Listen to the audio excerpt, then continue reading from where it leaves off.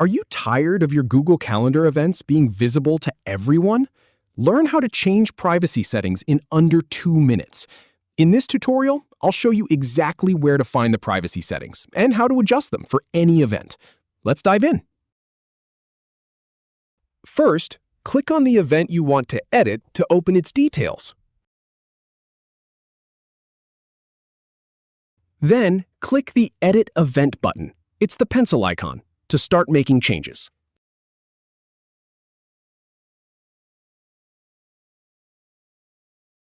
Now scroll down to the Event Visibility section and click the drop-down menu to see your options.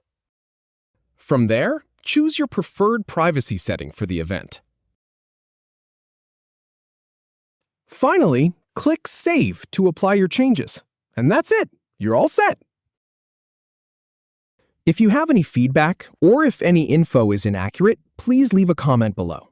We'll do our best to answer or redo the video if needed. Thanks for watching.